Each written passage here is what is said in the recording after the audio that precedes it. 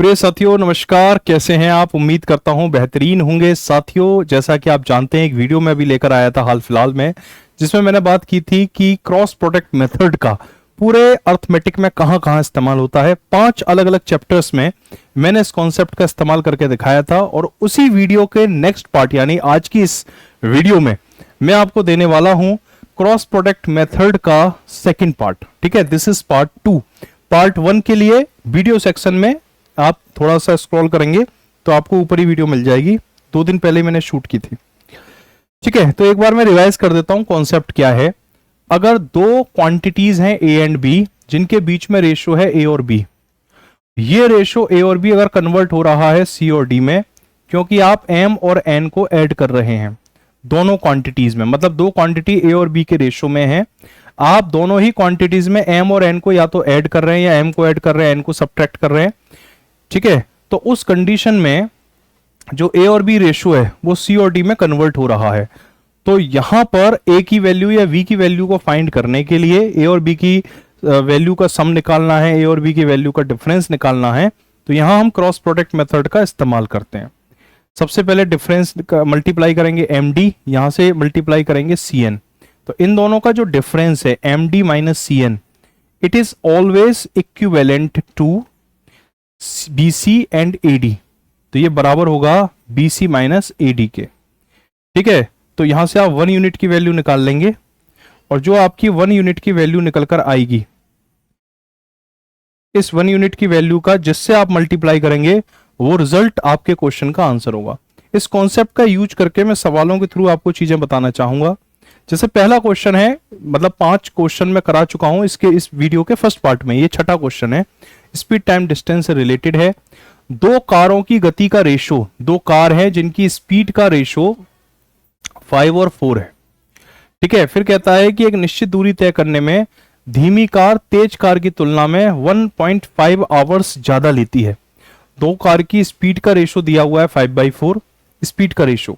ठीक है, और फिर कहता है कि एक निश्चित दूरी तय करने में, यानी कि डिस्टेंस दोनों ही कंडीशन में, पहली कार दूसरी कार, दोनों कारों के लिए डिस्टेंस सेम है। और साथियों, जब डिस्टेंस सेम होता है ना, याद रखना, जब डिस्टेंस सेम होता है, ऑलवेज रिमेंबर, दोनों स्पीड का रेशो बराबर होता है टाइम के रेशो के रेसिप्रोकल के, यानी S1 और S2 बराबर होगा T2 अपॉन T1। तो ये आप देख रहे हैं स्पीड का रेशो 5/4 है, तो टाइम का रेशो उल्टा हो जाएगा, 4/5 हो जाएगा। ये है फास्ट, ये है स्मॉल, ये फास्ट है, तेज चलने वाला है, ये स्लो है। ठीक है, तो वो कहता है कि धीमी कार तेज कार की तुलना में 1.5 आवर्स ज्यादा लेती है।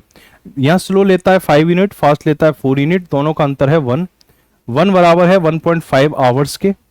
अगर 1 यूनिट बराबर है 1.5 आवर्स के, तो तेज कार द्वारा लिया गया समय, तो जो फास्ट ट्रेन है वो कितने यूनिट का समय लेती है, 4 यूनिट।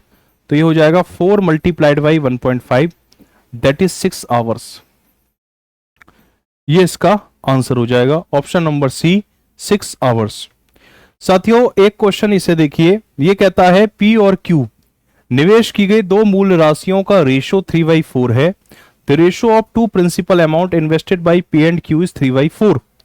ठीक है, मतलब 2 प्रिंसिपल हैं P1 और P2, इनका जो रेशो है, मतलब मैं यहां लिखता हूं प्रिंसिपल का रेशो लिखता हूं। प्रिंसिपल का मतलब होता है उधार लिया गया धन, या फिर जो आप पैसा निवेश करते हो बैंक में, वो अमाउंट, वो प्रिंसिपल कहलाता है। ठीक है, तो यहां पर जो प्रिंसिपल का रेशो दिया है दोस्त, वो दिया है 3/4। Ratio of 2 principal amount invested by P and Q 3/4। P was invested at 10% simple interest and Q at 12% simple interest for 2 years। P 10% के हिसाब से 2 साल के लिए पैसा लगाता है, यानी कि P 20% का इंटरेस्ट लगेगा P पर, और जो Q है 12% के हिसाब से 2 साल, तो Q का होगा 24%। तो यहां से मैं ऐसा ही निकाल लूंगा। ठीक है, सिंपल इंटरेस्ट वो कितना होगा, 60% होगा P का, यानी P का जितना भी पैसा है उसका 60%, Q का जितना भी पैसा है उसका 96%, दोनों का अंतर आएगा 36%, यानी P का सिंपल इंटरेस्ट Q के सिंपल इंटरेस्ट का अंतर है 36%। और क्वेश्चन में कह रहा है उनके द्वारा प्राप्त ब्याज का अंतर 900 रुपया है, यानी कि ये जो 36% है ये 900 के बराबर है। अगर 36% 900 के बराबर है तो 100% कितने के बराबर होगा? तो 100% बराबर होगा 900 डिवाइड में 36 मल्टीप्लाइड बाई 100। 18 से 36 दो बार, 18 से काट देंगे 50 बार, तो ये आ जाएगा मेरे प्यारे बच्चों 2500 आ जाएगा। पी के द्वारा निवेश की गई धनराशि बताओ। तो पी ने जो पैसा लगाया है वो 3 के मल्टीपल में लगाया है, तो इसलिए इस 3 का 2500 में आप जब मल्टीप्लाई करेंगे तो आपको पी का पर्टिकुलर अमाउंट पता चल जाएगा, पी का पर्टिकुलर प्रिंसिपल पता चल जाएगा कि पी ने कितना रुपया लगाया है। तो जवाब है कि पी ने 7500 रुपया, 7500 रुपए का पी ने इन्वेस्टमेंट किया है। ठीक है जी, चलिए अब साथियों एक क्वेश्चन ये है, नंबर सिस्टम में आप देखेंगे क्रॉस प्रोडक्ट मेथड का कैसे आप यूज कर सकते हैं। दो नंबर्स का रेशो 2 और 3 है, और ये जो रेशो है 2 और 3 है 5 और 7 में कन्वर्ट हो गया। क्यों? क्योंकि आपने दोनों नंबर्स में 15 को ऐड किया था। दो नंबर्स 2 और 3 के रेशो में थे, और ये 2 और 3 का रेशो कन्वर्ट हो गया 5 और 7 में, क्योंकि आपने दोनों नंबर्स में 15 का सम किया था। क्रॉस मल्टीप्लाई कर लो, दैट इज 105। यहां क्रॉस मल्टीप्लाई करो, दैट इज 75। दोनों का अंतर है 30। 5 तिया 15, 2 सत्ते 14, एक बराबर है 30 के।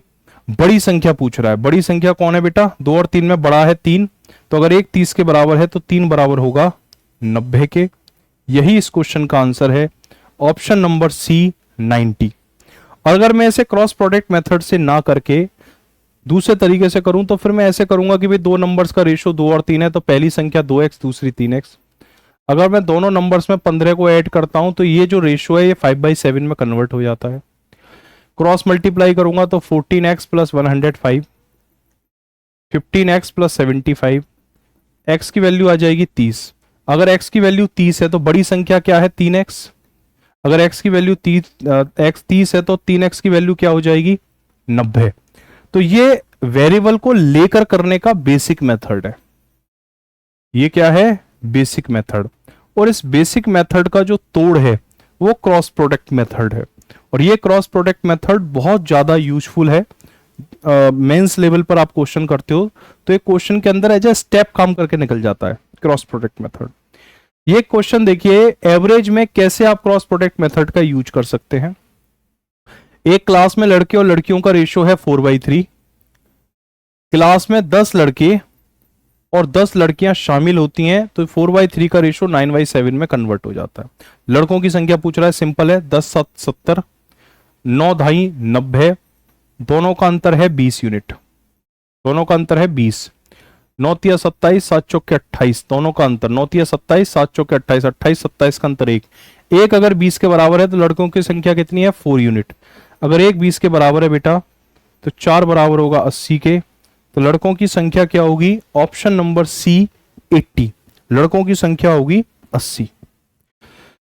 मेरे प्यारे बच्चों आगे बढ़ता हूं, क्वेश्चन नंबर 10 की तरफ चलता हूं। टाइम एंड वर्क के इस क्वेश्चन को आप देखिए, समय और कार्य का यह सवाल कहता है ए और बी की एफिशिएंसी का रेशो 5 और 3 है। काम को 10 दिन पहले पूरा करने के लिए उनकी एफिशिएंसी का रेशो 3 और 1 कर दिया। ठीक है, मतलब जो ओल्ड एफिशिएंसी थी और न्यू एफिशिएंसी है उसका रेशो दे दिया इसने। ए और बी की यहां बात हो रही है, ए और बी की ओल्ड एफिशिएंसी, ए और बी की न्यू एफिशिएंसी। ठीक है, ए और बी की एफिशिएंसी है 5 और 3, ए की 5 बी की 3, तो दोनों की कंबाइंड एफिशिएंसी कितनी हो जाएगी? 8 यूनिट। यानी ए और बी की पहले, ए और बी एक दिन में पहले 8 पेड़ लगाते थे। ठीक है, काम को 10 दिन पहले पूरा करने के लिए मैंने उनकी एफिशिएंसी क्या कर दी? 3 1 कर दी। यानी अब मैंने जो एफिशिएंसी है ए और बी की वो 4 यूनिट कर दी। पहले एफिशिएंसी क्या थी? 5 और 3 8, अब न्यू एफिशिएंसी है 3 और 1 4। ठीक है, ओल्ड एंड न्यू एफिशिएंसी का रेशियो आ गया। अगर एफिशिएंसी 8/4 है तो एफिशिएंसी का रेशियो 2/1 होगा। अगर एफिशिएंसी का रेशियो 2/1 है तो टाइम का रेशियो 1 और 2 होगा। ठीक है, यहां से आपने टाइम का रेशियो निकाल लिया। वो कह रहा है कि काम को 10 दिन पहले पूरा करने के लिए उनकी एफिशिएंसी ये कर दी गई। ठीक है, तो काम को 10 दिन पहले, मतलब ऐसा करने से क्या हुआ? काम हमारा पहले खत्म हो गया। यानी कि काम का जो डिफरेंस है, देखो टाइम का डिफरेंस कितना है? 1 यूनिट। ए और बी की ओल्ड एफिशिएंसी से 1, ए और बी की न्यू एफिशिएंसी से टाइम लग रहा है 2 यूनिट। यानी दोनों की टाइमिंग का डिफरेंस क्या है, 1 यूनिट। वो कह रहा है कि डिफरेंस है 10 दिन पहले, यानी दोनों की एफिशिएंसी में बदलाव होने से समय का जो फर्क पड़ा वो 10 दिन का पड़ा। हम कह रहे हैं समय का फर्क पड़ा 1 दिन का, यानी 1 बराबर है 10 के। अगर 1 10 के बराबर है तो 2 20 के बराबर है।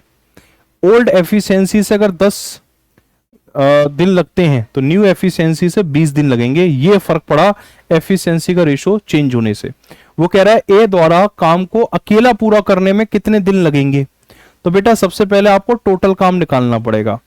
टोटल काम, आप एक सिंपल बात समझो, ए और बी मिलकर एक दिन में 8 पेड़ लगाते हैं। ए लगाता है 5, बी लगाता है 3, दोनों मिलकर एक दिन में 8 पेड़ लगाते हैं। तो ये 10 दिन में कितने पेड़ लगाएंगे, तो 8 गुणा 10 इतने पेड़ लगाएंगे। वो कह रहा है इतने पेड़ को अगर अकेला ए लगाए तो कितने दिन में करेगा।